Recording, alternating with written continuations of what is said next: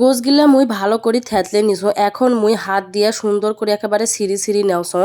আর এগুলা হচ্ছে নুন হলদি দিয়া সিজা গোছগুলা কিন্তু এনকে করে মুই নখ সিঁড়ি সিঁড়ি নেওছ। তা মোর সিরা হয়ে গেছে। এখন মুই কড়া চলে যাইম। কড়া যায় মুই দিয়ে দিম হচ্ছে পিঁয়াজ। তেল আগে থাকি মুই দিয়ে থুসনু। তেল যখন গরম হয়ে আসছে তখনই মুই একটা পিঁয়াজ দিয়ে নিছু। পিঁয়াজগুলো একটা নরম করার জন্য মিশছে একটা মুই নুন দিয়ে নিনু। নুন দিয়ে ভালো করে নাড়াচাড়া করলে কিন্তু পিঁয়াজগুলো একটা নরম হয়ে যাবে। যখন এই পেঁয়াজগুলো নরম হয়ে যাবে তখন আমি এখানে মিশে একটা পানি দেনু। দেওয়ার পরে আদা রসুন বাটা, হলদি গুঁড়া, তারপরে হচ্ছে আকালির গুঁড়া আর হচ্ছে ধনিয়ার জিরের গুঁড়া সবগুলো কিন্তু দিনু। দিয়ে ভালো করে কিন্তু নাড়াচাড়া করে নিবে লাগবে। আর তোমরা কিন্তু সবাই কিন্তু মোর সিজা গোছের রেসিপিটা দেখছেন। সিজা গোছের রেসিপিটা দেখে কিন্তু অনেকে অনেক কমেন্ট করছিলেন যে এগুলো খাওয়া যায় না, এই সেই অনেক কথা। তারপরে হচ্ছে মুই এরকম একটা গরম মশলা আর হচ্ছে তেজপাত দিয়ে দাওছ।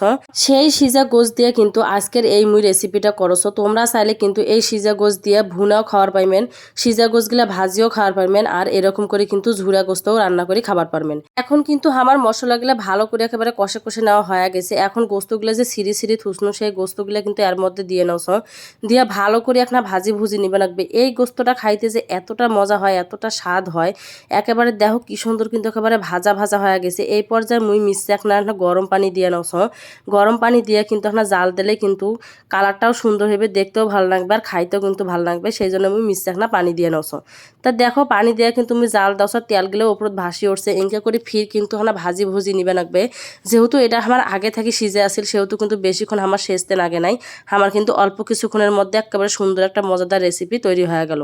এখন মুই তোমাকে পরিবেশন করে দেখাচ্ছ কতটা সহজে কতটা অল্প সময়ে কিন্তু আমার এই ঝুরা গোস্ত রেসিপিটা হয়ে গেল। তোমরা যদি আগে থাকি নুন হলদি দিয়ে গোস্ত সিজিত হন তাহলে দেখছেন কতটা উপকার হয়। তো তোমরা যদি চান এরকম করে কিন্তু এই রেসিপিটা করিয়া খাবার পারেন। আর এই রেসিপিটা খাইতে কিন্তু অসম্ভব মজার। আর গরম গরম ভাতের সাথে খাবার পারবেন, পোলার সাথে খাবার পারবেন, কোনো সমস্যা নাই। একদম এক প্লেট ভাত কিন্তু অনায়াসে খাওয়া যাবে এই ঝুরা গোস্ত দিয়ে।